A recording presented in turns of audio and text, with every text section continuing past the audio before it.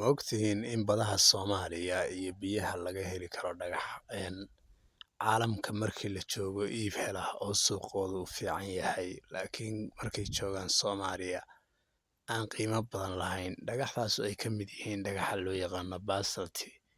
Basalt waa dhagax laga helo dhulka buuraha iyo dhulka agagooda ah. Sidoo kale togagana waa laga heli karaa, laakiin inta badan wuxuu caan ku yahay dhulka biyaha leh, gaar ahaan badaha iyo webiyada.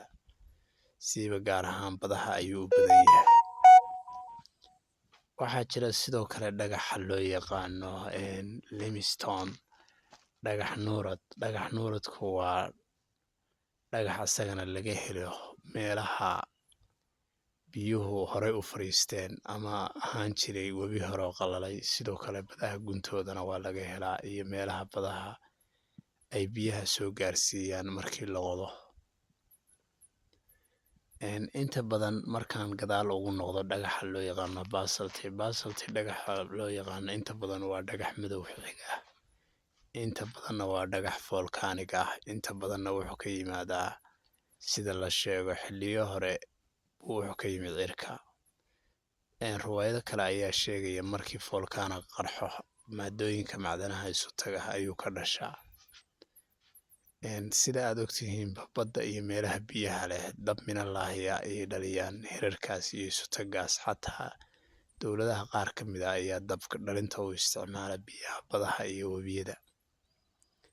Intaa markaan ka imaado taas, dhagaxan loo yaqaano limestone oo dhagax nuuradka ah waa dhagax isaguna jilicsan oo inta badan faa'iido badan ummadda u leh, ayaga oo ka sameeya ranjiyo iyo nuurad iyo jeestooyin iyo qalimaan ka qaar ka mid ah. Adeegyo kalena loo isticmaalo. Sidoo kale dhismayaasha iyo qaybo kaloo badan ayaa loo isticmaalaa. Sidoo kale warshadaha sawirka ayaa qayb ka mid ah loo isticmaalaa. Haddaan ka imaado, waxaa jira dhagaxa loo yaqaano sandstone. Sandstone waa dhagax markiisa hore ka yimaada ciido isu tegay. Marka ciidaha isu tegay ayaa dhagax noqday, waxaana loo yaqaanaa sandstone. Sidoo kale waa dhagaxda laga heli karo badaha iyo biyaha meelaha deriska la ah. Si rabaaniyana waa looga heli karaa togaga iyo meelo bannaan, laakiin kuma badna. Waxaa sidoo kale jira coral stone, dhagax coral ah ama dhagax daldalool badan leh.